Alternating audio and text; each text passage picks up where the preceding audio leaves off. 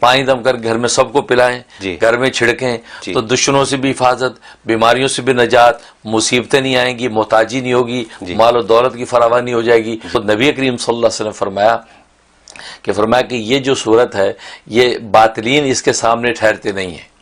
تو پوچھا گیا کہ باطلین سے کیا مراد ہے؟ فرمایا جادوگر، مطلب کہ جس گھر میں یہ سورت تلاوت کی جائے گی وہاں جادو، ٹونا، آسیب، جنات نہیں ٹھہرتے۔ یہ عجیب اللہ نے اس سورت کے اندر ایک طاقت رکھی ہے، کیونکہ جیسے اس کی تلاوت گھر میں شروع ہوتی ہے تو ملائکہ کی اس قدر کثرت سے نزول ہوتا ہے کہ وہاں سے جنات اور جادو یہ سب چیزیں دفع ہو جاتی ہیں۔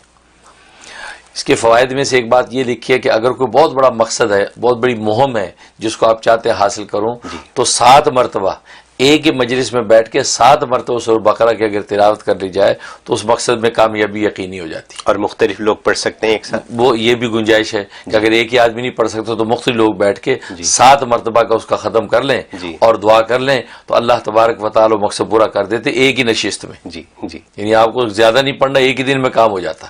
کہ ایسی اس میں یعنی سمجھیے کہ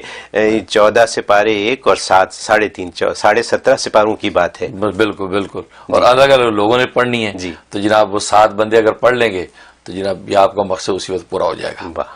اور دوسرا اس کا ایک لکھا ہے کہ سورہ بقرہ کا کہ اگر جی آپ کو دشمن ستاتے ہیں، دشمنوں کو خوف رہتا ہے، کسی قسم کا بیرونی اندرونی ڈر رہتا ہے، تو سورہ بقرہ جو تلاوت روزانہ کر کے پانی دم کر کے پانی پی لے تو ہر طرح کے دشمن مغلوب ہو جاتے ہیں اور کسی قسم کا کوئی دشمن نقصان نہیں پہنچا سکتا۔ اور ایک فائدہ یہ لکھا ہے کہ اگر انسان کو جسمانی کوئی مرض ہے، خاص طور پہ دماغی مرض، مرگی کا دورہ پڑتا ہے یا اسی طریقے سے جنون ہو گیا ہے، پاگل پن ہو گیا، باولا پن ہو گیا ہے، تو یہ بہت سے آج کل امراض ہو جائے، یہ وہ جو آٹزم ہو جاتا ہے بچوں کو، بڑے لوگوں کو ڈیمینشیا ہو جاتا ہے، اس قسم کی جتنے بھی امراض ہیں اس کا زبردست اس کے اندر اکثیر یعنی اثر ہے۔ تو سورہ بقرہ روزانہ تلاوت کر کے اس کے دونوں کانوں میں زور زور سے 3 دفعہ پھونکیں اور پانی دم کر کے اس کو پلاتے رہیں تو 41 دن اس کی پابندی کر لیں، 21 دن کے اندر ہی اللہ تبارک و تعالی اس کے اندر حیرت انگیز مثبت تبدیلی پیدا کر دیتے۔ تو یعنی یہ جو آپ نے دماغ کی بات بتائی، جن لوگوں کو بھولنے کا عارضہ ہے، جن کی دماغ کی کمزوری ہے، پڑھائی میں کمزور ہیں وغیرہ وغیرہ، تو وہ اپنے لیے خود بھی کر سکتے ہیں؟ جی بالکل، خود بھی کر سکتے ہیں، خود اگر تلاوت کر کے عمل کر لیں بہت اچھا ہے۔ پانی پہ دم کر کے پانی کانوں میں اپنے تو نہیں پھونک سکتے، بس اپنے اوپر ہاتھ میں دم کر کے ہاتھ پھیر لیں، تو اس طریقے سے کر لیں۔ تو اس طریقے سے اس صورت کے عجیب و غریب فضائل ہیں، اس لیے اللہ نے گویا کہ یہ سورہ فاتحہ میں جو بندے نے مانگا تھا نا کہ اللہ ہمیں ہدایت دے دے، اہدنا الصراط المستقیم کا جو دعا کی تھی، تو اللہ نے الف لام میم سے والناس تک اس دعا کا جواب دیا ہے۔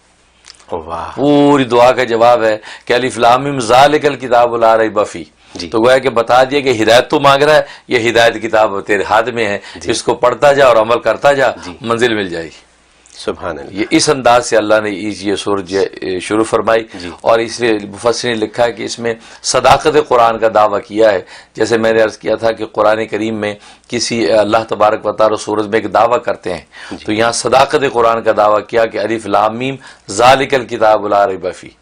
کہ اس کتاب میں کسی قسم کا کوئی شک و شبہ نہیں، یہ قرآن کی حقانی صداقت کا دعویٰ کیا، پھر باقی پوری سورج جو ہے وہ اس کی عقلی اور نقلی دلائل پر مشتمل ہے، ضمنی مضامین ہیں، اور اس طریقے سے یہ سورت مکمل ہوتی ہے۔ اس لیے اس کے مضامین بھی بڑے زبردست ہیں، اس کے الفاظ بھی بڑے زوردار ہیں، خاص طور پہ اس کے اندر جو آیت الکرسی ہے، اس آیت الکرسی تو بڑی طاقت ہے۔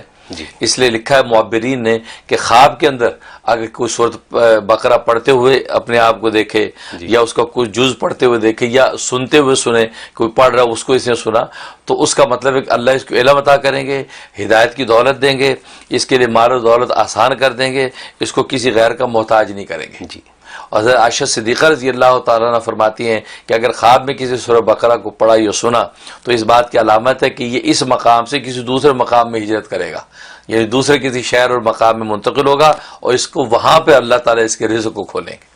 سبحان اللہ۔ دیکھو اس کی رزق کی آسانی پیدا ہو جائے گی، تو گویا کہ خواب میں اس کی تعبیر وہ بھی بہت اعلیٰ، اور اس کے حقیقی مضامین بھی بے نظیر۔ واہ واہ، میرے ذہن میں سوال آ رہا ہے، آپ نے یہ فرمایا کہ جو جیسے